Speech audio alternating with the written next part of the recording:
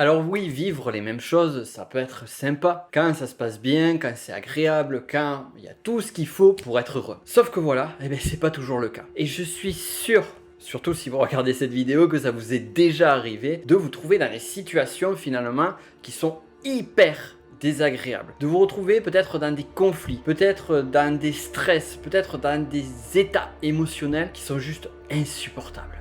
Et finalement, vous retrouvez dans une espèce de boucle, encore, et encore, et encore, et encore, et encore. Je suis coincé ici et je ne peux rien y faire. Ça s'arrête jamais. Et dès lors, vous avez l'impression d'être ce putain de hamster dans sa roue qui continuellement court, sans jamais trouver la sortie. Eh bien, on va en finir avec tout ça et on va voir comment justement ne plus répéter ces situations. Plusieurs étapes simples mais fondamentales.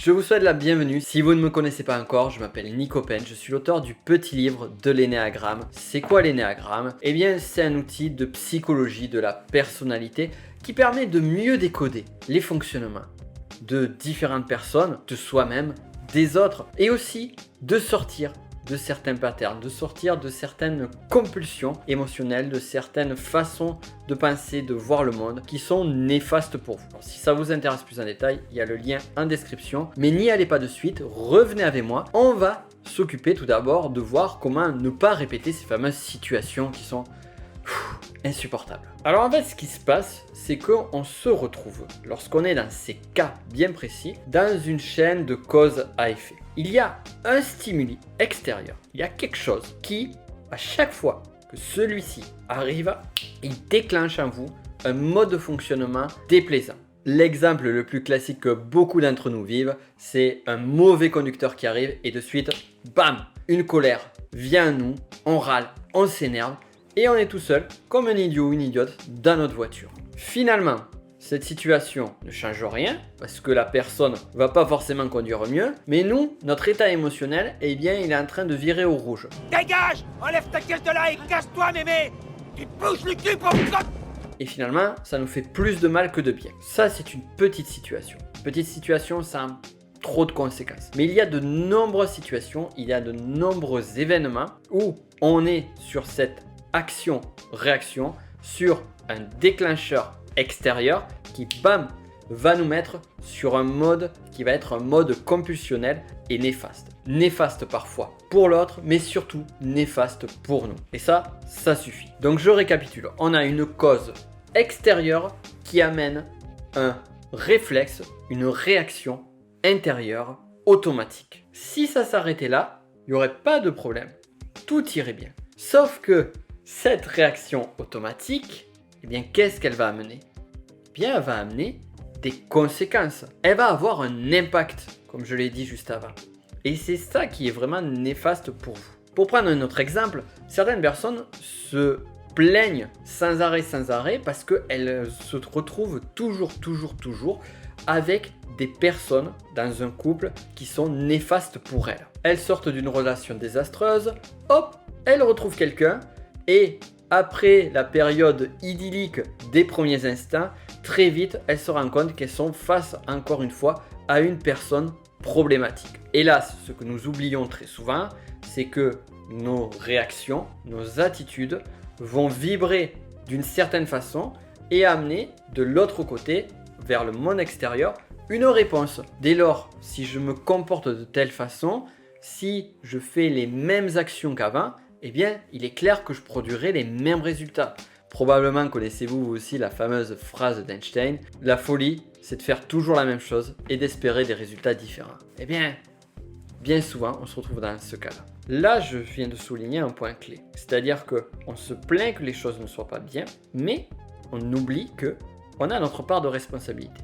Alors comme on a vu, lorsque c'est des situations qui se répètent, bien souvent, on a un déclencheur en amont qui va nous amener dans ce mode de fonctionnement-là. Par conséquent, comment faire? Eh bien, tout d'abord, il va y avoir un premier travail qui est la prise de conscience. Prendre conscience de nos réflexes automatiques. C'est-à-dire, prendre conscience de notre comportement, notre attitude au regard d'un certain stimuli. Une chose est en train de se passer, comme on l'a vu, comment est-ce que je réagis? Et s'observer en train de réagir. Alors au départ, lorsque vous essayez de faire ça, eh bien, vous allez avoir un sentiment de culpabilité. Parce que vous allez constater que finalement, eh bien, vous êtes en mode automatique, mais vous le réalisez qu'après coup. Et là vient s'installer la fameuse culpabilité, il dit « Ah, j'aurais dû faire ça, je le savais, je suis trop nul, trop nul. » Bref, on prend toutes ces idées, on en fait une boule de papier et on la jette à la poubelle. Parce que oui, ça va pas vous aider tout ça. Clairement. La culpabilité, elle est là, elle est ok, mais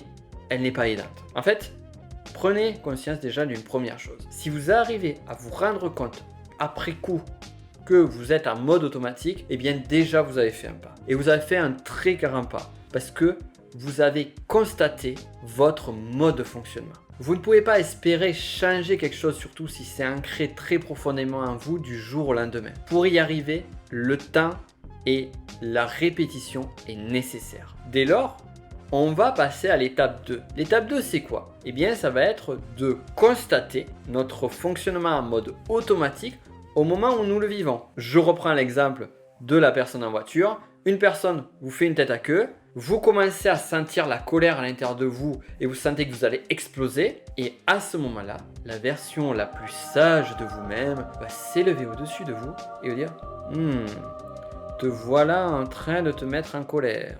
Je l'observe, je ne peux pas faire grand-chose, je ne te juge pas, je constate. La partie la plus sage de vous-même, c'est une partie qui a justement la sagesse de ne pas vous critiquer, mais de juste constater. Une fois que vous arriverez à faire ça, eh bien, vous pourrez vous extraire de ce mode automatique. Et c'est là qu'on va passer à la troisième étape. Et la troisième étape, c'est j'ai un stimuli extérieur. Je sens que ça commence à monter à l'intérieur de moi. Non, non, non, ça n'arrivera pas. Partie sage de moi-même. Fais-moi agir autrement. Et là, ça va être un peu difficile au début, mais vous allez commencer à faire des choses différentes. Alors là, ici, que l'on soit clair, vous n'allez pas y arriver du premier coup. Vous allez peut-être y arriver une première fois, ce sera une énorme victoire. Et peut-être que la seconde fois, vous allez repartir sur votre automatisme destructeur. Puis une troisième fois, puis une quatrième fois. Et à la cinquième fois, mais vous avez repris le dessus.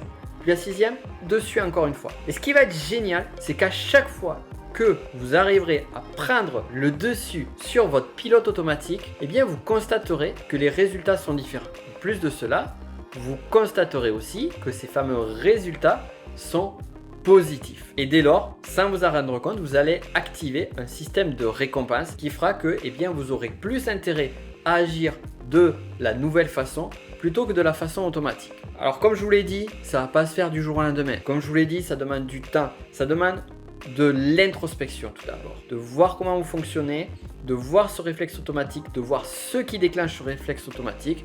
Une fois que c'est fait, l'observer et après commencer à modifier positivement. Mais si vous faites ça, si vraiment vous vous y collez, et vraiment j'insiste, si vous y collez sérieusement, c'est pas juste bon, je suis les conseils de l'autre gars sur la vidéo, une fois, deux fois et puis après basta. Non, si vraiment vous mettez toute votre intention à vouloir modifier ça en vous parce que vous savez que c'est bon pour vous, parce que vous savez que ça va avoir des impacts positifs, conséquents dans votre vie, et bien à ce moment-là, les choses vont changer. Et je vous invite vivement, vivement à mettre tout cela en place et ce, dès maintenant. Voilà, ceci étant dit, je vous laisse méditer là-dessus. Maintenant que le conseil est délivré, vous pouvez regarder le premier lien qui est dans la description dont je vous ai parlé en début de vidéo. Et pour aller plus loin, si vous le souhaitez, voici une autre vidéo qui sera tout aussi intéressante, peut-être même plus, qui sait. À très vite.